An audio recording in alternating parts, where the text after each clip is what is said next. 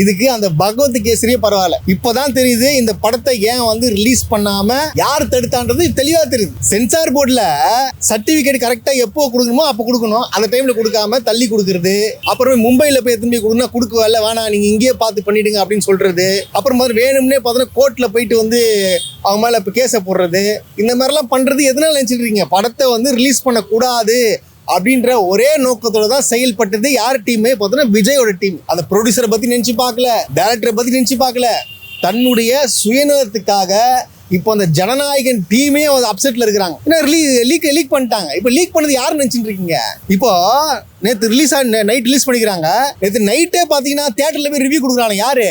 வேற யாருமே இல்லை, விஜய் ரசிகர்கள். என்ன தெரியுமா ரிவ்யூ கொடுக்குறானுங்க? பாத்தியா கேவலமா இல்லை உங்களுக்கு, நல்ல குடும்பத்துல பிறந்தீங்க, திமுக சதிங்க. அது ரிலீஸ் பண்ணது யாரு? திமுக. டேய், திமுக ரிலீஸ் பண்ணாடா? உங்களை மாதிரி அதாவது தமிழ்நாட்டில் படித்த இளைஞர்களை கூட முட்டாளாக்கி வச்சுக்கிறார் உங்கள் விஜய். உங்களை மாதிரி ஆளால தான்டா உங்களை யூஸ் பண்ணி உங்களை பயன்படுத்தி அரசியல் வந்துட்டு இருக்கா போல. இப்போ ஜனநாயகன் ஒன்று இருக்கு. ஜனநாயகன் இப்போ யார்கிட்ட இருக்கும்? ஒன்று ப்ரொடியூசர் இருக்கும், ரெண்டாவது யார்கிட்ட இருக்கும்? எடிட்டர் இருக்கும், மூணாவது யார்கிட்ட இருக்கும்? ஹீரோ கிட்ட இருக்கும், நாலாவது டைரக்டர் கிட்ட. இந்த 4 பேர்கிட்ட தான் அந்த வாட்டர் மார்க் போட்ட வீடியோ, அந்த வீடியோ அவங்க கிட்ட இருக்க போகுது. வேற யார்ட்டுமே இருக்கிறதுக்கான வாய்ப்பே கிடையாது. பிகாஸ் படம் வந்து ரிலீஸ் ஆகலை, அவங்க கிட்ட மட்டும்தான் இருக்கு. இப்போ அது எப்படி ரிலீஸ் ஆகிருக்கணும்? இப்போ ப்ரொடியூசருக்கு ரிலீஸ் பண்ற ஆதாயம் கிடைக்குமா? ப்ரொடியூசர் கிடைக்காது, ஏன்னா அவர் துட்டு போட்டிருக்காரு. இப்போ டேரக்டருக்கு இந்த மாதிரி ரிலீஸ் பண்றது அவருக்கு என்ன ஆதாயம் கிடைக்காது. ஏன்னா நான் கஷ்டப்பட்டு எடுத்த படம் எவனோ ஒருத்தர் ரிலீஸ் பண்றான் அப்படின்ற ஒரு செம்ம கடுப்புல இருக்காப்புல. ஏன்னா அவரு குழந்தைங்க ரிலீஸ் பண்ணியிருக்காப்புல, இப்போ எடுத்திருக்காரு, கஷ்டப்பட்டு படம் எடுத்துக்காரு, ரிலீஸ் ஆனால் ஏற்றுக்க மாட்டார். இப்போ கிரீட்டுக்கும் பார்த்தோன்னா அவ்வளோ ஆதாயம் கிடையாது, விஜய்க்கு மட்டும்தான் ஆதாயம்.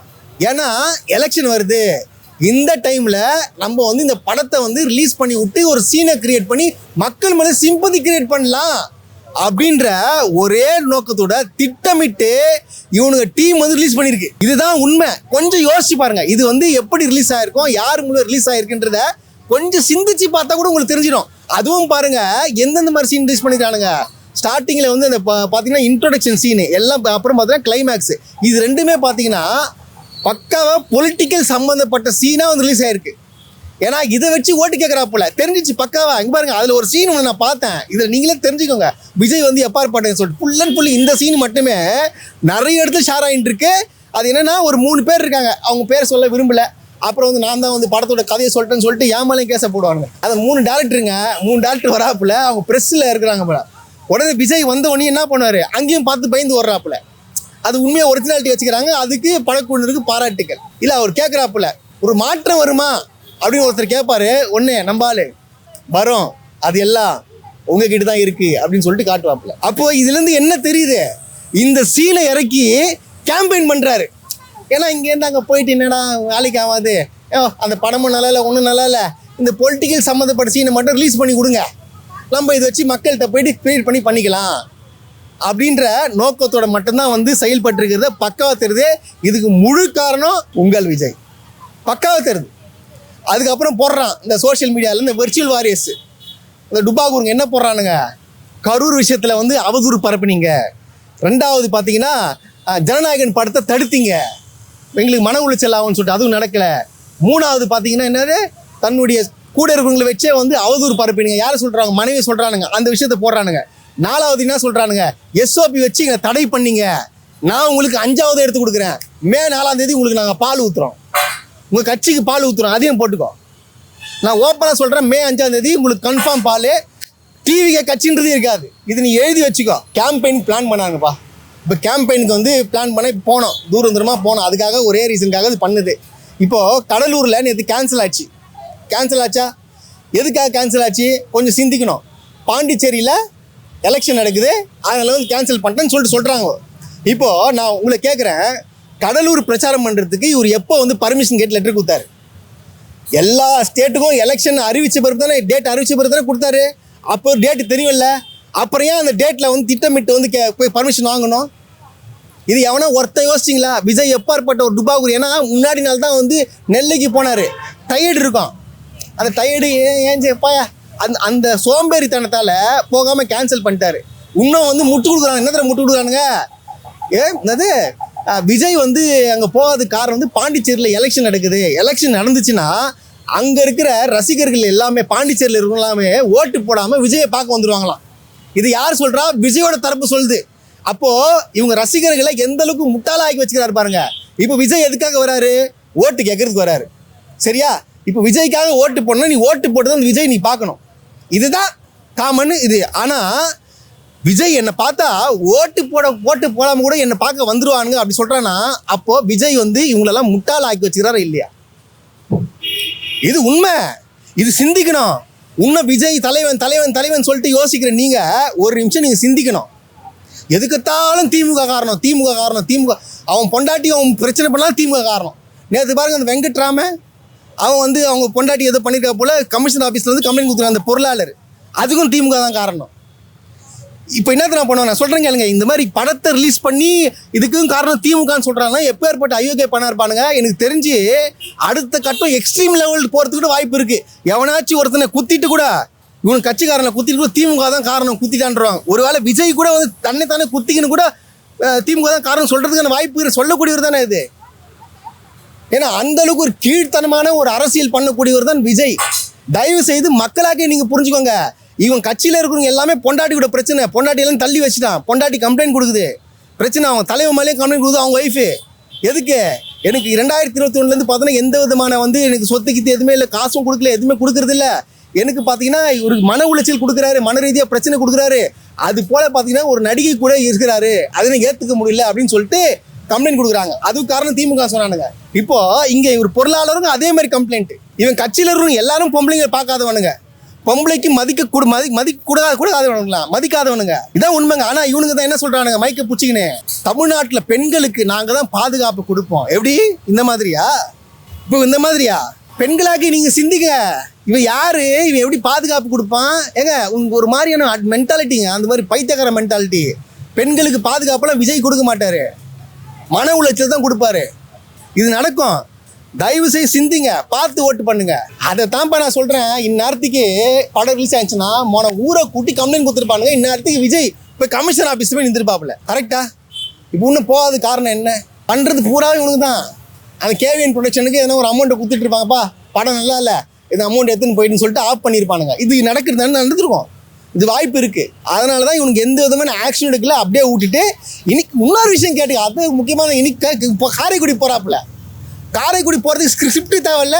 இப்போ போயிட்டு அங்கே போயிட்டு அழுவாப்புல. நான் நடித்த ஜனநாயகன் படத்தை ரிலீஸ் பண்ணிட்டாங்க திட்டமிட்டு. திமுக அவனை சதி. இந்த டைலாக்கை சொல்கிறதுக்காக இன்னைக்கு பக்காவாக ப்ரிப்பேர் பண்ணி போகிறாப்புல காரைக்குடி. இதுதான் நடக்குது.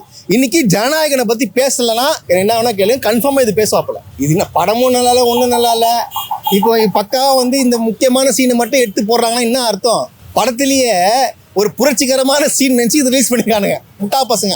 அந்த அளவுக்கு தான் அறிவு. இப்போ இந்த சீனை ரிலீஸ் பண்ணால் மக்கள் கேட்க மாட்டாங்க. எப்படி இந்த பொலிட்டிக்கல் சம்மந்தப்பட்ட சீன் மட்டும் ரிலீஸ் ஆயிருக்கு? இப்போ பெண்களே வந்து எங்கள் அண்ணன் இருக்காரு தமிழ் ஒரு ஒரு சீனோ வரதில்ல, ஒரு நான் தமிழச்சி, நீங்கள் நான் பார்த்துக்கிறேன், நீங்கள் வாங்கினா எங்களோட வரவேற்பு ஃபுல்லாக உங்களுக்கு இருக்குது அப்படின்னு சொல்லிட்டு சொல்கிறாங்கல்ல. எதுக்காக அந்த சீன்கள் மட்டுமே கொடுக்குறாங்கன்னா மக்கள் சிந்திக்கணும்ல. எதுக்கு இந்த சீன் மட்டும் ரிலீஸ் ஆகுது? அப்போ யாரோட சதின்னு சொல்லிட்டு பார்க்கணும்ல. ஏங்க இவனு பண்ணுற அரசியல் எல்லாமே டுபாகூர் அரசியலுங்க, கேவலமான அரசியல், சில்லறத்தனமான. அதாவது இவனுக்கு பண்ணுற அரசியல் எடுக்குமா இருக்கு? எல்லாத்துக்கும் திமுக காரணம் சொல்லிடுமாக்குது. இந்த ஃபர்ஸ்ட் ஸ்டாண்டர்ட் பசங்க மூக்கு நோண்டுவாங்க பார்த்தியா? அந்த மூக்கு நோண்டி அரசியல் பண்ணுறவங்க தான் தாவேக்கா. இதுதான் ஸ்ட்ராட்டஜி, இதுதான் எலெக்ஷனு, இதுதான் இவருக்கு வந்து இப்போ சொல்கிறேன்ல. இதுக்கு மேலேயும் கொஞ்சம் எக்ஸ்ட்ரீம் லெவலோடு போய் பண்ணுவாங்க. இப்போ புதுசாக எதுவும் பண்ணிட்டு அதுக்கு திமுக மேலே பழி போடுவானுங்க. அதெல்லாம் உஷாராக இருக்கணும் எல்லாருமே. இதையும் நம்பி விஜய்க்கு வந்து ஓட்டு போடுறான்னா அவன் பக்கம் முட்டாளாக தான் இருப்பான். எல்லாம் மக்கள்லாம் உஷாராட்டானுங்க. எந்தெந்த டைமில் என்னென்னலாம் பண்ணுறான்னு சொல்லிட்டு எல்லாரும் பார்த்துனா இருக்காங்க, உன்னிப்பாக பார்த்துனா இருக்காங்க. இதுக்கும் திமுகவுக்கும் என்ன காரணம், என்ன சம்பந்தம்? எப்படி வந்து இவர் சும்மா திமுக பற்றி சொல்கிறாரு? அப்போ இவர் அஜெண்டா என்ன? இவர் யார் மூலியமா வராரு அரசியலுக்கு? இவர் என்ன பண்ண வராரு? யார் ஓட்டை பிரிக்கிறதுக்கு வராரு? விஜய்க்கு நல்லா தெரியும் ஜெயிக்க மாட்டேன்னு சொல்லிட்டு. அப்போ ஓட்டை பிரிக்கிறது மட்டும் தான் வேலை. அப்போ யார் ஓட்டை பிரிக்கிறதுக்கு வராரு? திமுக ஓட்டை பிரிக்கிறதுக்கு வராரு. அப்போ யார் சொல்லி பிரிக்கிறாரு? இதெல்லாம் நீங்கள் சிந்திக்கணும். இதெல்லாம் பக்காவாக தெரியுது. பகவந்த் கேசரி தான், பகவந்த் கேசரி மட்டும்தான் இருக்கான்னு, பக்கா பகவந்த் கேசரி. இதுக்கு எதுக்கு நீ இது எதுக்கு பணம் எடுத்து எதுக்கு போயிட்டு? நான் அன்றைக்கே சொன்னேன், ஒழுங்காக ரோஸ்ட் பிரஸ்லையாச்சும் நீங்கள் எனக்கு சொல்லியிருந்தீங்கன்னா நான் வீடியோ போட்டு ரிலீஸ் பண்ணியிருப்பேன். ஆனால் அதையும் கேட்க எங்களுடைய கோரிக்கை நிராகரிக்கப்பட்டு இன்றைக்கி இந்த மாதிரி வந்து கேவலமான அரசியலுக்காக இந்த மாதிரி வந்து ஒருத்தங்களுடைய படைப்பையே இந்த மாதிரி லீக் பண்ணுறதுன்றது எவ்வளோ பெரிய தவறு. அதே போல் விஜய் ரசிகர்லாம் பொங்குறானுங்க. இதே குட் பேட் அக்லியும் கூலி படத்தையும் படம் வந்து 2 மணி நேரத்தில் ரிலீஸ் பண்ணி விட்டீங்களே. உணரத்தில் பார்த்தீங்கன்னா 8 மணிக்குங்க ஃபாரினில் வந்து படம் ரிலீஸ் ஆயிருக்கு. இங்கே வந்து காலையில் 7 மணிக்கெல்லாம் வந்து குட் பேட் அக்லி ரிலீஸ் பண்ணி விட்டானுங்க விஜய் ரசிகர்கள். மைக்கேல் என்ற பேரில் ஐடி முதல் கொண்டு இருக்கு. இப்போ எரியுதா? எங்கே எரியும்? நீங்கள் தான் ரிலீஸ் பண்ணுது. அதனால் நீங்கள் தெரிஞ்சுங்கடா முட்டா பசங்களா, உங்களை வச்சு விஜய் கேம் ஆடின்னு இருக்காரு. ஆமாப்பா. இப்போ வந்து பாரு, இவங்க என்ன பண்ணுறாங்க, மேலே கமெண்ட் போடுறான் பாருங்க, திமுகவுடைய எச்சதனன் போட்டு என்ன போடுறான், கீழே வந்து அந்த ஜனநாயகன் படத்தை போடுறான். இப்போ என்ன பண்ணணும், டெலீட் பண்ணணும், இல்லை வந்து ரிப்போர்ட் கொடுக்கணும். கரெக்டாக இவன் என்ன பண்ணுறான், ஷேர் பண்ணி திமுகவின் எச்சத்தனம், இதை விட கேவலம் வேறு ஒன்றுமே இல்லையா அப்படின்னு சொல்லிட்டு யாரு திட்டிட்டு என்ன பண்ணுறான், அந்த சீனை அப்படியே இப்போ பண்ணுறான், ரீஷேர் பண்ணுறான், அவனே போஸ்ட் போடுறான். அப்படியே ஃபுல் சீனுங்க. இந்த சீன் மட்டும், அந்த ஓட்டு போடுற வைக்கிற சீனு லாஸ்ட் கிளைமேக்ஸில் அப்படியே எல்லாம் அந்த சீன் அப்படியே ரிலீஸ் பண்ணுறான். மேலே ஹேஷ்டாக் என்ன போகிறான், திமுக வந்து தான் சதி. இது திமுக சதி கிடையாது, விஜயோட சதி இது. கண்டிப்பாக வந்து இந்த மாதிரி இவனுக்கு பண்ணுவானுங்கப்பா. இப்போது புதுச்சேரியில் ஒருத்தன் பண்ணிட்டான். இப்போ என்ன பண்ணுவாங்கன்னா, இவனுக்கு போயிட்டு இந்த தற்கூரிஸ்லாம் இருக்கானுங்க பாரு, போயிட்டு அங்கே விசில் சின்னத்தை அமுக்கிட்டு இப்போ வீடியோ எடுத்து போடுவானுங்க. ஒரு புரட்சி வெடிக்கட்டும் அப்படின்னு சொல்லிட்டு போடுவாங்க. உன் பேரே வரலாறு, இந்த பாட்டை தான் வந்து என்ன பண்ணுவான், ரீல்ஸாக போட்டு அந்த ஓட்டு போட்டு இது வந்து காட்டுவான். ஆனால் தயவுசெய்து பண்ணால் ஜெயிலுக்கு போயிடுவீங்க.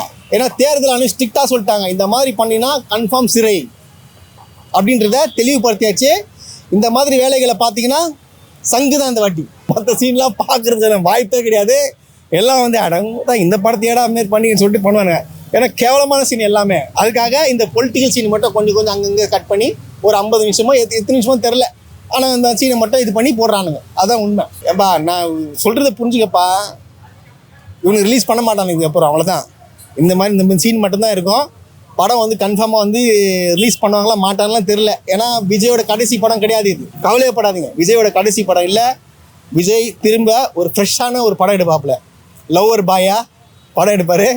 கண்டிப்பாக நீங்கள் ரசித்து பார்ப்பீங்க. விஜய் ரசிகர்களே சந்தோஷமா ஹாப்பியாக இருங்க.